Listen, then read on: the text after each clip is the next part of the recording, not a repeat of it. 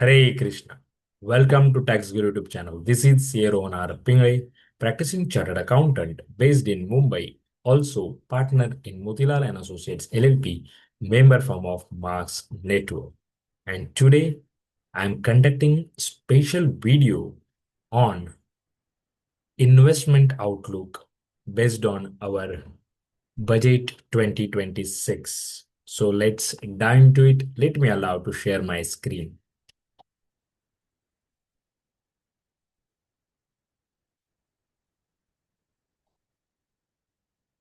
So today we are going to discuss investment outlook based on Union Budget 2026, specifically focusing on how investors should approach sector selection while investing either directly in equities or through mutual funds. So the union budget is not just an annual financial statement. It is what a policy roadmap that signals what where government spending, incentives, and reforms will flow over the next several years. So for investor, these signals are extremely what valuable. So our objective today is to decode these signals and convert them into practical investment guidance. So simple, structured, and forward-looking for both professionals and the investing people. So let's begin with the Union Budget 2026 continues India's long-term growth vision rather than short-term populism.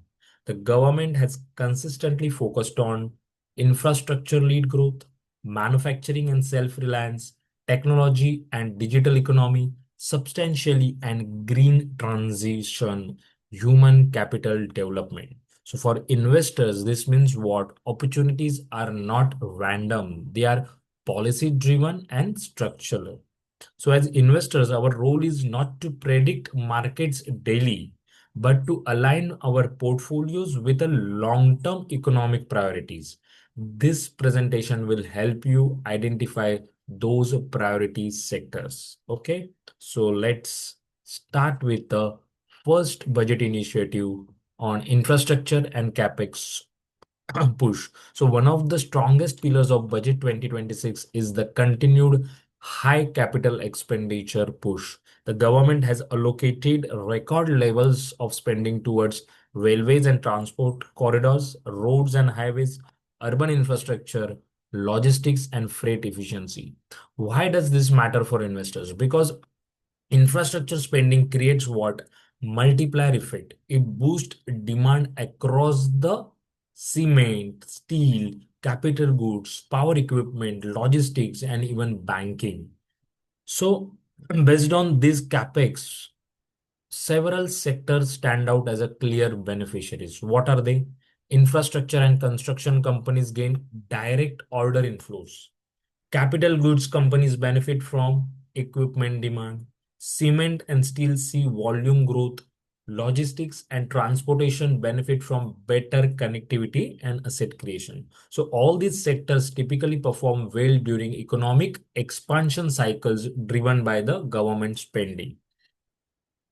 So, let's see for investors, instead of chasing individual project announcements, it is better to focus on themes and business models. For example, established EPC and infrastructure companies with strong execution track records, capital goods manufacturers supplying equipment to infra projects, infrastructure focused mutual funds for diversified exposure. So for retail investors, mutual funds offers a safer route to participate without project specific risks. So let's understand what are the future prospects for infrastructure. The future outlook for infrastructure linked investment remains strong due to what? Long-term government commitment, healthy project pipelines, improved balance sheets of infra companies, better payment discipline by government agencies. So investors should view this as a long-term compounding opportunity, not a short-term trade. So now moving next, second budget initiative, manufacturing and make in India. Another major thrust of budget 2026 is manufacturing lead growth. The government has expanded production linked incentive schemes, that is PLI schemes, strengthen MSME financing and cluster development, accelerated semiconductor and electronics manufacture.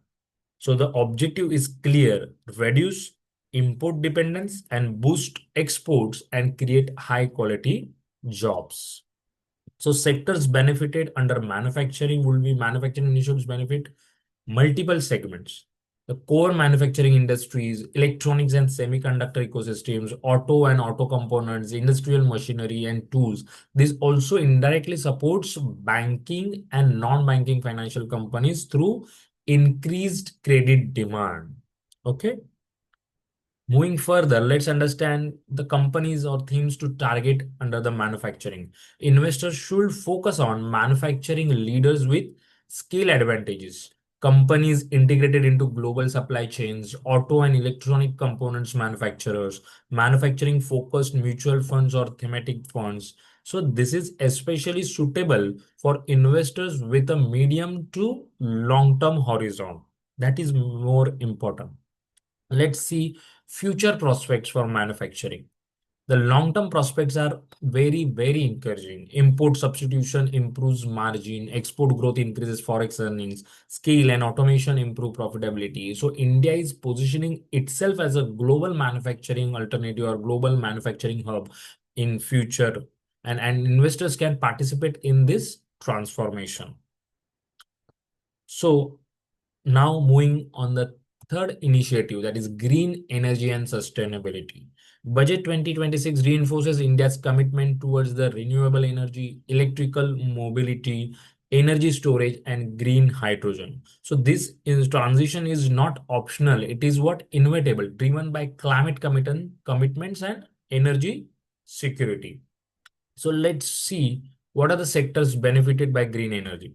The key beneficiaries include renewable energy producers, power equipment manufacturers, electronic vehicle ecosystem players, battery and storage solution providers. So this sector attracts both domestic and global ESG focused investments. Let's understand companies and themes to target. So investors may consider what solar and wind energy companies, very important, solar and wind energy companies, electronic vehicle and battery manufacturers, green energy mutual funds or ESG funds. So given volatility in early stages, diversification is extremely important in this sector. Let's understand what are the future prospects under green energy. So green energy offers long-term policy support, stable demand outlook, global capital participation. Though returns may be volatile in short term, but in long term, investors can benefit significantly. So moving further, next initiative, healthcare and human capital. The budget also places strong emphasis on healthcare and human capital. So key areas include biopharma and medical research, healthcare infrastructure, digital education and scaling. So these are not cyclical sectors, they are structural necessities. So what are the sectors benefited under healthcare? Healthcare related beneficiaries include pharmaceutical companies, of course, hospitals and diagnostics, education and edtech platforms. So demand in these sectors will go steadily irrespective of economic cycles. Companies and themes to target. So investor may focus on pharma leaders with strong R&D, research and development, hospital chains and diagnostic players, healthcare focused mutual funds. So these sectors adds defensive stability to portfolios. Moving further, let's understand what are the future prospects for healthcare. With an aging population, rising incomes, and medical innovation, healthcare offers what predictable long-term growth, export opportunities, and, and innovation-driven value creation. So it is an essential allocation for balanced portfolios. So moving further, now we will move on to the investment strategy for investors. Let's understand that. So from investment strategy perspective, combine direct equity for knowledgeable investors, use mutual funds for diversification, and balance cyclical and defensive sectors. So maintain a long-term horizon, not a short-term one, long-term horizon. So avoid over concentration in any single theme. There are we can diversify much more the depending on the various sectors initiative.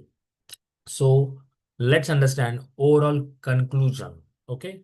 So to conclude, Union Budget 2026 what strengthens India's structural growth story not just for 1 year but for the coming decade. So investors who align their portfolios with infrastructure, manufacturing, green energy, healthcare, technology can participate meaningfully in India's growth journey. So the key message is simple: stay disciplined, stay diversified, and stay invested for the long term. So that's it for today. Thank you. Thank you so much for patient hearing. Please note down my contact numbers. If you have any queries, observations, suggestions, then do let me know via email, WhatsApp, or you can also comment below the video. Thank you. Thank you so much. If you are not yet subscribed Tax Guru YouTube channel, then do subscribe for latest updates and video series like this. Thank you. Thank you so much. See you soon. Bye bye. Take care. Hare Krishna.